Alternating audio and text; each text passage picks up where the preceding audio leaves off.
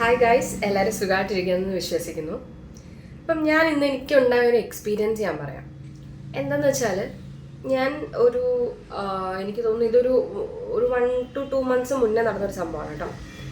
ഞാൻ രാത്രിയിൽ കിടന്നുറങ്ങി ഞാൻ മിക്കവാറും ഫോണ് എൻ്റെ ബെഡ് ഭയങ്കര വലുതാണ്. അപ്പോൾ കട്ടിലിൻ്റെ സൈഡിലായിട്ടാണ് ഞാൻ വെക്കാറ്. ഞാൻ കിടന്നുറങ്ങി. ഞാൻ എപ്പോഴോ ഇടയ്ക്കൊന്ന് എഴുന്നേറ്റ് ഞാനിങ്ങനെ ഫോൺ തപ്പാൻ വേണ്ടിയിട്ട് കൈ ഇങ്ങനെ നീട്ടിയ സമയത്ത് എൻ്റെ കയ്യിൽ ആരോ ബലമായിട്ട് കയറി പിടിച്ച ഫീൽ എനിക്ക് വരുന്നു. എനിക്ക് പെട്ടെന്ന് എണീക്കാൻ പറ്റണില്ല, എനിക്ക് സൗണ്ട് ഉണ്ടാക്കാൻ പറ്റണില്ല. ഭയങ്കരമായിട്ട് കുറച്ച് നേരത്തേക്ക് എനിക്ക് ഈ ഒരു എന്താ പറയുക ഭയങ്കര പിരിമുറുക്കം എനിക്ക് ഫീൽ ചെയ്യുന്നു. എനിക്കപ്പോൾ തോന്നി ആരോ ഉണ്ട് ഇവിടെ, ആരോ എന്നെ പിടിച്ച് വെച്ചേക്കാണ്, ഇങ്ങനെയൊക്കെയുള്ളൊരു തോട്ട് ഉണ്ടായി. ഒരു കുറച്ച് നേരത്തെ തന്നെ അതുണ്ടായുള്ളൂ. പെട്ടെന്ന് എണീറ്റു. പെട്ടെന്ന് ഇതായപ്പോഴത്തേനും ഞാൻ എന്ത് ചെയ്തു, എനിക്ക് ഭയങ്കരമായിട്ട് പേടിയായി. ഞാൻ നേരെ അമ്മയുടെ റൂമിൽ പോയി കിടന്ന് അമ്മയുടെ കൂടെ പോയി കിടന്നേ. അത് ഞാനന്ന് കാര്യമാക്കിയില്ല, ഞാനത് വിട്ടു. അപ്പം പക്ഷെ എനിക്ക് ഈ ഒരു ഫീലിംഗ് എനിക്ക് ഉണ്ടായി എന്നുള്ളത് എനിക്ക് നല്ല ബോധ്യമുണ്ട്, ഇങ്ങനെ സംഭവിച്ചിട്ടുണ്ട്. ദെൻ കഴിഞ്ഞ ഒരു 1 week മുന്നേ ഇതേപോലെ തന്നെ ഞാൻ റൂമിൽ കിടക്കുകയാണ്. റൂമിൽ കിടന്ന സമയത്ത് ഞാൻ ഇങ്ങനെ കൈ ഇങ്ങനെ വെച്ചിട്ടായിരുന്നു കിടന്നിട്ടുണ്ടായിരുന്നു. അപ്പോൾ അതും ഈ പറഞ്ഞ പോലെ തന്നെ ആരോ എന്നെ 2 കൈയും ദേഹവും ഒക്കെ ബലമായിട്ട് പിടിച്ചു വെച്ചേക്കുന്ന പോലെ ഒരു ഫീല്. എനിക്ക് അനങ്ങാൻ പറ്റില്ല, എനിക്ക് എണീക്കണം എന്നുണ്ട്, എനിക്ക് കൈ ആഞ്ഞ് വലിക്കണം എന്നുണ്ട്. പക്ഷെ എനിക്കിതൊന്നും പറ്റുന്നില്ല. ഞാൻ കുറേ നേരം ശ്രമിച്ചു, എനിക്ക് തിരിയാൻ ഞാൻ നോക്കി, ഞാൻ സംസാരിക്കാൻ നോക്കി, പക്ഷെ എനിക്കൊന്നും പറ്റുന്നുണ്ടായില്ല. അപ്പം ഈ ഒരു കാര്യം പിന്നെയും വന്നപ്പോഴത്തേനും എനിക്ക് ഭയങ്കരമായിട്ട് പേടിയായി. ഞാൻ അപ്പോഴത്തേനും ഗൂഗിളിൽ സെർച്ച് ചെയ്യും, അങ്ങനെ കുറേ കാര്യങ്ങൾ നോക്കി. ഞാൻ എൻ്റെ ഒരു ഫ്രണ്ടിൻ്റെ അടുത്ത് കാര്യങ്ങൾ ഷെയർ ചെയ്തു. ഞാൻ പറഞ്ഞു എനിക്ക് എന്തോ കുഴപ്പമുണ്ട്, ഇനി വല്ല സൂപ്പർ നാച്ചുറൽ പവർ വീട്ടിലുണ്ടോ, ഇങ്ങനെയൊക്കെ തോന്നി. എനിക്ക് ഒരുപാട് കാര്യങ്ങളെക്കുറിച്ച് ഇങ്ങനെ കുറേ ചിന്തകളായി വന്ന് ശരിക്കും ഞാൻ പേടിച്ചു ആ സമയത്ത് സത്യത്തിൽ. അപ്പം ഈ ഒരു കാര്യത്തെക്കുറിച്ച് ഗൂഗിളിലായിട്ടും ഞാൻ കുറേ കൂടെ നോക്കിയപ്പോഴത്തേനും കണ്ടത് ഈ ഒരു അവസ്ഥ എന്ന് പറയുന്നത് സ്ലീപ്പ് പാരാലിസിസ് എന്നാണ് ഇതിനെ പറയുന്നത്. സ്ലീപ്പ് പാരാലിസിസ് എന്ന് പറഞ്ഞാൽ നമ്മുടെ തലച്ചോറ് ഉണർന്നിരുന്നിട്ടുണ്ടാവും, പക്ഷെ നമ്മുടെ ബോഡി ഉണർന്നിട്ടുണ്ടാവില്ല. അത് സ്ലീപ്പിംഗ് സ്റ്റേറ്റിൽ തന്നെയായിരിക്കും ഉണ്ടാവുന്നത്. ഈ ഒരു അവസ്ഥേനെയാണ് സ്ലീപ്പ് പാരാലിസിസ് എന്ന് പറയുന്നത്. ആക്ച്വലി സൂപ്പർ നാച്ചുറൽ ആയിട്ടോ അല്ലെങ്കിൽ ഭൂതപ്രേതം ഒന്നും ഉണ്ടായിട്ടല്ല, ഇതൊരു നോർമലാണ്. ഈ സ്ലീപ്പ് പാരാലിസിസ് നോർമലി ഉണ്ടാവാറുണ്ട്. അതും കുറച്ച് നേരത്തേക്ക് മാത്രമേ, അല്ലെങ്കിൽ കുറച്ച് സെക്കൻഡുകളോ അല്ലെങ്കിൽ കുറച്ച് മിനിറ്റുകളിലേക്ക് മാത്രമേ ഈ ഒരു സംഭവം ഉണ്ടാവാറുള്ളൂ. ഈ ഒരു സമയം നമ്മളെ ഭയങ്കരമായിട്ട് ഭയപ്പെടുത്തും. അതേപോലെ തന്നെ ഈ പറഞ്ഞ പോലെ തന്നെ നമുക്ക് സംസാരിക്കാനോ നമ്മുടെ ശരീരത്തെ ഉണർത്താനോ, നമ്മൾ ചുറ്റുമുള്ള കാര്യങ്ങൾ അറിയുന്നുണ്ട്, സൗണ്ട് കേൾക്കുന്നുണ്ട്, പക്ഷെ നമുക്ക് സംസാരിക്കാനോ അതേപോലെ തന്നെ നമ്മുടെ ശരീരം അനക്കാനോ ഒന്നിനും നമുക്ക് പറ്റുന്നുണ്ടാവില്ല. അത് എന്തുകൊണ്ടാണെന്ന് വെച്ചാൽ നമ്മുടെ ബോഡി ആ സമയത്ത് സ്ലീപ്പിംഗ് സ്റ്റേറ്റിലാണ്, നമ്മുടെ ബ്രെയിൻ മാത്രം ഉണർന്നിരിപ്പുള്ളൂ. സോ ആ ഒരു കാര്യത്തെയാണ് സ്ലീപ്പ് പാരാലിസിസ് എന്ന് പറയുന്നത്. അപ്പം ഞാൻ ഈ ഒരു കാര്യം അറിഞ്ഞപ്പം ഞാൻ സത്യത്തിൽ ഇതിനെക്കുറിച്ച് എനിക്ക് ടെൻഷൻ ഉണ്ടായിരുന്നു. ഇനി ഇത് വേറെ വല്ല പ്രശ്നമാണോ, എന്താണ് കാര്യം എന്നൊക്കെ ഉള്ളത്.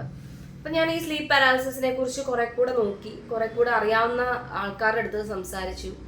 അപ്പം അവർ പറഞ്ഞ കാരണങ്ങൾ ഇതൊക്കെയാണ്. ഈ സ്ലീപ്പ് പാരാലിസിസ് കോമൺ ആണ്. ഉണ്ടാവാനുള്ള ചാൻസ് എന്ന് പറഞ്ഞാൽ ഒന്ന് നമുക്ക് പ്രോപ്പർ സ്ലീപ്പ് കിട്ടാതെ വരുമ്പോൾ, അല്ലെങ്കിൽ ഈ പറഞ്ഞ പോലെ നമ്മുടെ സ്ലീപ്പ് സ്കെഡ്യൂൾ കറക്റ്റ് ആവാണ്ട് വരുമ്പോൾ, പ്രോപ്പറായിട്ട് ഇപ്പം എന്നും 9 മണി അല്ലെ 10 മണി അല്ലെ 11 മണിക്ക് കിടക്കാതെ എപ്പോഴേലും തോന്നുമ്പോൾ കിടക്കുക, തോന്നുമ്പോൾ എഴുന്നേൽക്കുക, അങ്ങനെ ഒരു ഇത് വരുമ്പം, അല്ലെങ്കിൽ നമുക്ക് ഓവർ സ്ട്രെസ്സോ പ്രഷറോ വരുമ്പം, അല്ലെങ്കിൽ നമ്മൾ ലേറ്റ് നൈറ്റ് ഫോൺ യൂസേജ് കഴിഞ്ഞ ഉടനെ കിടക്കുമ്പം, ഇനി കമന്ന് കിടന്നുറങ്ങുന്നവരാണെങ്കിൽ അങ്ങനെ ഈ ഒരു പറഞ്ഞ കാറ്റഗറിയിൽ പെട്ടവർക്കൊക്കെ ഈ സ്ലീപ്പ് പാരാലിസിസ് വരാനുള്ള ചാൻസ് കൂടുതലാണ്. ഇപ്പം എന്നെ സംബന്ധിച്ച് ഈ പറഞ്ഞ എല്ലാ കാര്യങ്ങളും ഞാൻ ചെയ്യാറുണ്ടായിരുന്നു.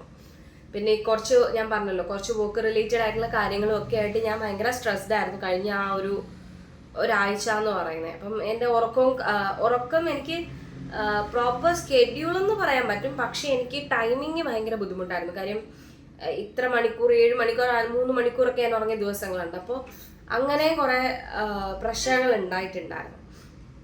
അപ്പം ഈ ഒരു അനുഭവം നിങ്ങളുടെ ആർക്കെങ്കിലും ഉണ്ടായിട്ടുണ്ടെങ്കിൽ ജസ്റ്റ് ഒന്ന് കമൻറ്റ് ചെയ്യുക.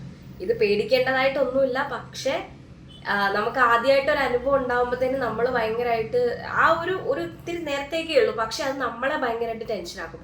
അയ്യോ എന്താ പറ്റിയേ, ഇവിടെ വേറെ ആരെങ്കിലും ഉണ്ടോ, അങ്ങനെയൊക്കെ തോന്നി നമുക്ക് ഒരുപാട് അത് അനുഭവിച്ചാലേ മനസ്സിലാവുള്ളൂ തോന്നുന്നു. എനിക്ക് ഭയങ്കര ടെൻഷനായി പോയി, ഭയങ്കരമായിട്ട് ഞാൻ പേടിച്ചു ആ ഒരു സമയത്ത്.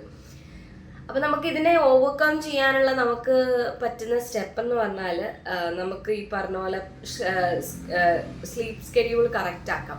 പ്രോപ്പർ ഒരു റുട്ടീൻ വെച്ച് ഉറങ്ങാൻ നോക്കുക, എണീക്കാൻ നോക്കുക. അതുപോലെ 7 to 8 hours സ്ലീപ്പ് മസ്റ്റായിട്ട് കൊടുക്കുക. ഫോൺ യൂസേജ് കിടക്കുന്നതിന് മുന്നേ ഒരു ഇച്ചിരി നേരം മാറ്റി വെക്കുക. എന്നിട്ട് എന്തെങ്കിലും ബുക്ക് വായിക്കുക, എന്താണെന്ന് വെച്ചാൽ അങ്ങനെ ചെയ്യാം. നേരെ പറഞ്ഞ പോലെ തന്നെ കമന്ന് കിടക്കുന്നതിന് പകരം പലർക്കും പല കംഫർട്ട് രീതിയാണ് ഉറങ്ങാൻ. അപ്പം അത് ആ സ്ലീപ്പിംഗ് പൊസിഷൻസ് ഒന്ന് കറക്റ്റ് ചെയ്യാൻ നോക്കുക. ഈ പറഞ്ഞ കാര്യങ്ങളൊക്കെ ശ്രദ്ധിക്കുകയാണെങ്കിൽ നമുക്ക് ഈ സ്ലീപ്പ് പാരാലിസിസ് എന്ന് പറഞ്ഞ കാര്യത്തെ നമുക്ക് ഒഴിവാക്കാൻ പറ്റും. ഇതിനെക്കുറിച്ച് കൂടുതൽ ആൾക്കാർക്ക് അറിയത്തില്ല. അതെന്തുകൊണ്ടാന്ന് വെച്ചാൽ ഒന്ന് ഇങ്ങനത്തെ അനുഭവങ്ങളെ എല്ലാവരും മറ്റേ പ്രേതമായിട്ടും അങ്ങനെയൊക്കെ ആയിരിക്കും കാണുന്നുണ്ടാവുക. അതൊന്ന് പിന്നെ ഇതിനെക്കുറിച്ച് അങ്ങനെ ആരും ഒരു വീഡിയോ ആയിട്ടോ ടോപ്പിക് വൈസോ ഒന്നും ഡിസ്കഷനോ കാര്യങ്ങളോ ഒന്നും വന്നിട്ടില്ല. ജസ്റ്റ് എന്താണ് എങ്ങനെയാണെന്ന് പറഞ്ഞു പോകുന്നതിനപ്പുറം ഇതിൻ്റെ കാരണങ്ങൾ സഹിതം വ്യക്തമാക്കിയിട്ടുള്ള വീഡിയോസ് കുറവാണ്. അപ്പം നമുക്ക് ഇനി പറയാനുള്ള കാര്യം എന്താണെന്ന് വെച്ചാൽ ഈ സ്ലീപ്പ് പാരാലിസിസ് കോമൺ ആണെന്ന് ഞാൻ പറഞ്ഞു. അത്ര ഡേഞ്ചറസ് ആയിട്ടുള്ള ഒരു കാര്യമൊന്നും അല്ല. പക്ഷേ ഇത് ആ മിനിറ്റും സെക്കൻഡും കൂടുന്നുണ്ടെങ്കിൽ, നമ്മൾ അനുഭവിക്കുന്ന ആ ഒരു പോയിന്റ് ഓഫ് ആ ഒരു മിനിറ്റോ സെക്കൻഡോ കൂടുതലായിട്ട് നമുക്ക് ഫീൽ ചെയ്യുന്നുണ്ടെങ്കിൽ നമ്മൾ ഉറപ്പായിട്ടും ഒരു ഡോക്ടറിനെ കൺസൾട്ട് ചെയ്യണം. അത് ആ രീതിയിൽ തന്നെ മുന്നോട്ട് പോകണം. കാര്യം അത് മുന്നോട്ട് പോകുന്ന അത് അത്ര ലെങ്ത് ഒക്കെ വരുന്നത് ഇച്ചിരി ഡേഞ്ചറസ് ആയിട്ടുള്ള കാര്യമാണ്. സോ സ്ലീപ്പ് പാരാലിസിസിനെ കുറിച്ചിട്ട് ഇത്രയാണ് മനസ്സിലാക്കിയിരിക്കേണ്ടത്. ബേസിക് ആയിട്ടുള്ള കാര്യങ്ങളാണ്. അപ്പം നിങ്ങൾക്കും ഇത്തരത്തിലുള്ള അനുഭവങ്ങൾ ഉണ്ടെങ്കിൽ കമൻറ്റിലൂടെ പറയുക. അപ്പം ഇന്നത്തേക്ക് ഇത്രയേ ഉള്ളൂ. ബൈ.